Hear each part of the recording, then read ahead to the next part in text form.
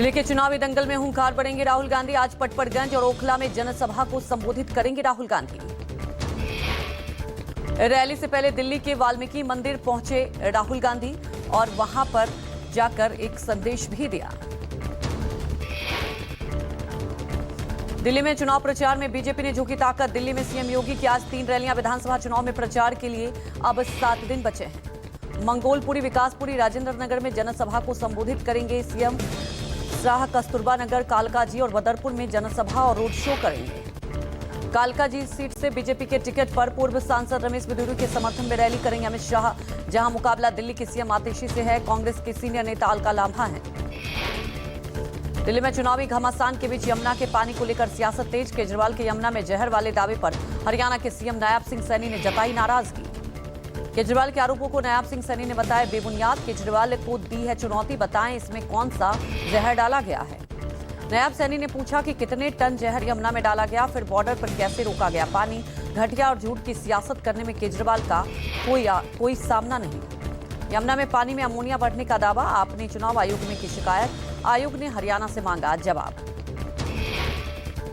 यमुना नदी के पानी को लेकर केजरीवाल के आरोपों पर नई दिल्ली से कांग्रेस उम्मीदवार संदीप दीक्षित का बयान। कहा केजरीवाल कोई गतिविधि दिखाएं कि वो जहर साफ कर रहे हैं। संदीप दीक्षित ने कहा झूठ बोलकर भी केजरीवाल दिल्ली की सड़कों पर घूम रहे हैं। हरियाणा सरकार या दिल्ली पुलिस कोई कार्रवाई क्यों नहीं कर रही? क्या दोनों दल में कोई गठबंधन है? एयरपोर्ट की सीईओ का बयान आया कि ऐसा कोई नहीं है, इसमें कोई तथ्य नहीं है और हमारा पूर्व मुख्यमंत्री झूठ बोल रहा है। मुझे समझ में नहीं आ रहा है इस पर कार्रवाई क्यों नहीं हो रही है। मुझे लगता है इस पर एकदम आम आदमी पार्टी का हर कैंपेन बंद करना चाहिए और इसकी पूरी की पूरी लीडरशिप को हरियाणा पुलिस को केस करके गिरफ्तार करना चाहिए। दिल्ली के सीएम आतिशी ने चुनाव आयुक्त को लिखा पत्र। यमुना में जहर मिलाने को लेकर पूछा कि आखिर क्यों यमुना में जहर मिलाया गया।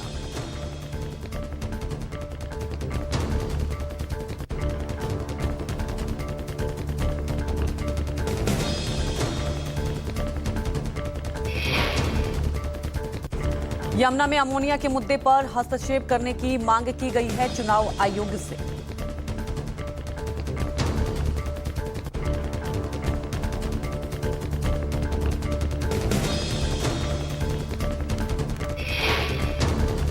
अरविंद केजरीवाल ने पीएम मोदी को लिखी चिट्ठी। अमीर आदमी का लोन माफ नहीं करने को लेकर लिखा पत्र। लोन माफ करने पर अरविंद केजरीवाल का बयान। कहा लोन माफ ना हो तो टैक्स दरें आधी हो जाएगी। केजरीवाल ने चिट्ठी में लिखा लोन माफ करना है तो किसान मिडिल क्लास का करें ताकि मिडिल क्लास को फायदा हो। दिल्ली में समाजवादी पार्टी करेगी आपके लिए चुनाव प्रचार। अखिलेश यादव अरविंद केजरीवाल के साथ करेंगे रोड शो। डेरा सच्चा सौदा प्रमुख गुरमीत राम रहीम को फिर से मिली पेरोल। राम रहीम को 30 दिन की मिली पेरोल। प्रशासन ने आज सुबह 5:26 पर उन्हें जेल से बाहर निकाला। सूत्रों के मुताबिक माना जा रहा है कि इस बार गुरमीत राम रहीम सिरसा स्थित डेरे में रहेंगे। 2017 के बाद गुरमीत राम रहीम 12वीं बार जेल से बाहर आया। पिछली बार जेल से बाहर आने पर सियासत गर्मा गई थी।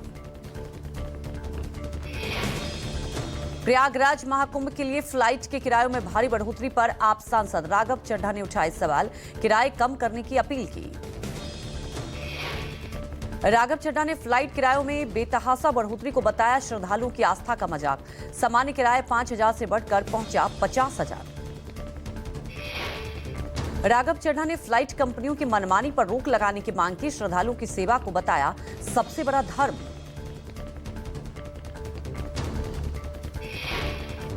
महाकुंभ को लेकर कांग्रेस अध्यक्ष खड़गे के बयान पर बोले आरजेडी नेता मृत्युंजय तिवारी। महाकुंभ आस्था का विषय है। कुंभ पहले भी लगते थे लेकिन ये बीजेपी का कुंभ नहीं है।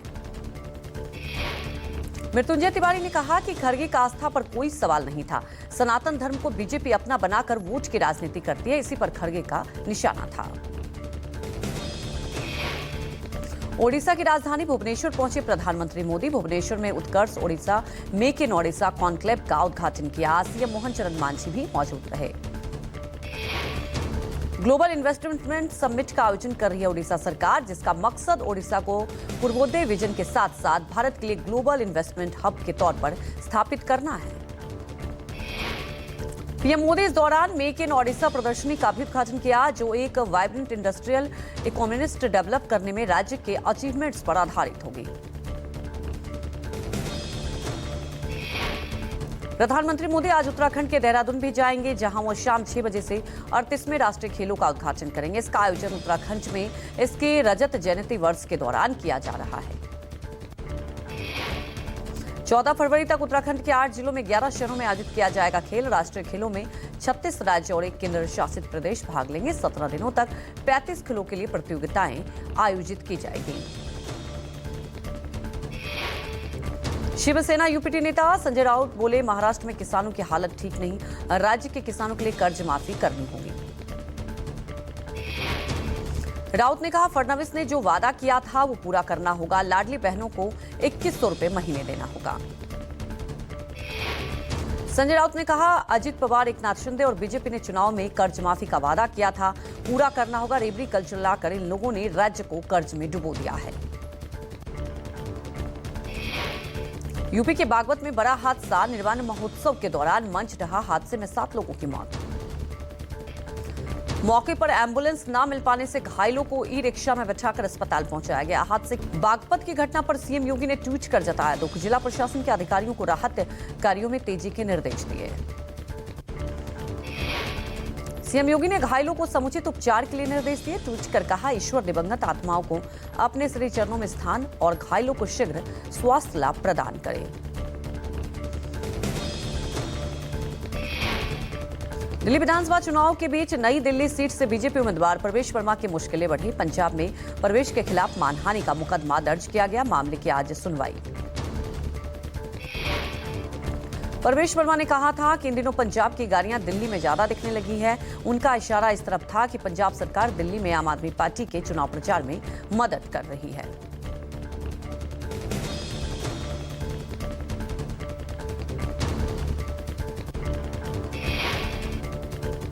अमेरिकी राष्ट्रपति बनने के बाद पहली बार पीएम मोदी और अमेरिकी राष्ट्रपति ट्रंप ने फोन पर बातचीत हुई।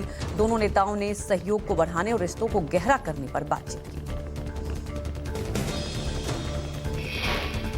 ट्रंप और मोदी के बीच हिंदू प्रशांत, मध्य पूर्व और यूरोप में सुरक्षा समेत कई क्षेत्रीय मुद्दों पर चर्चा हुई। ट्रंप ने पीएम मोदी को अमेरिका आने का न्योता भी दिया। पीएम मोदी ने एक्स पर किया पोस्ट, लोगों के कल्याण और वैश्विक शांति, समृद्धि और सुरक्षा के लिए मिलकर काम करेंगे।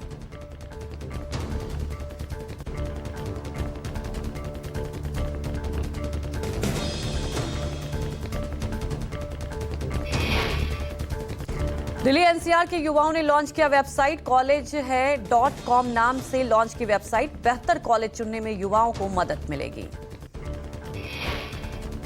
आदित्य त्रिपाठी, अंकित शर्मा, आयुष शर्मा, पार्थ शेखरी, वाणिज्य दयाल समेत 5 युवाओं ने लॉन्च की है वेबसाइट। घर बैठे बेहतर विषय चुन सकते हैं विद्यार्थी। वेबसाइट के जरिए युवाओं को ऑनलाइन काउंसलिंग सपोर्ट भी मिलेगा। कई बार एडमिशन के नाम पर दलालों के चक्कर में फंसकर फ्रॉड का शिकार होना पड़ता है। सुप्रीम कोर्ट ने हिंडनबर्ग अडानी मामले से जुड़ा आवेदन किया खारिज। ये आवेदन सुप्रीम कोर्ट के एक वकील ने दायर किया था, जिसमें शीर्ष अदालत के रजिस्ट्रार के 5 अगस्त 2024 के आदेश को चुनौती दी गई थी। सुप्रीम कोर्ट के रजिस्ट्रार की ओर से खारिज किया गया आवेदन सेबी को अडानी ग्रुप के खिलाफ हिंडनबर्ग की ओर से लगाए गए आरोपों पर अपनी निर्णायक जांच रिपोर्ट प्रस्तुत करने के निर्देश देने से जुड़ा था। अडानी टोटल गैस लिमिटेड ने तीसरी तिमाही के आंकड़े किए सार्वजनिक। कंपनी की कमाई 12% से बढ़कर 1397 करोड़ रुपए रही और इस अवधि में सीएनजी स्टेशन की संख्या 577 से बढ़कर 605 हुई है। करीब 19,000 नए घरों में पीएनजी कनेक्शन लगेंगे। उद्योगपति गौतम अडानी ने महाकुंभ में अपने अनुभवों को सोशल प्लेटफॉर्म लिंक्डइन पर साझा किया और कहा, अगली बार जब आप भारत की विकास कहानी के बारे में सुने तो याद रखें कि हमारा सबसे सफल प्रोजेक्ट कोई विशाल पोर्ट या रिन्यूएबल एनर्जी पार्क नहीं। हमारा सबसे कामयाब प्रोजेक्ट एक आध्यात्मिक सभा है जो सदियों से सफलतापूर्वक चल रही है। बता दें कि गौतम अडानी अपनी पत्नी प्रीति अडानी के साथ 21 जनवरी को महाकुंभ पहुंचे थे, जहां उन्होंने संगम में पूजा के बाद प्रसाद सेवा भी की थी।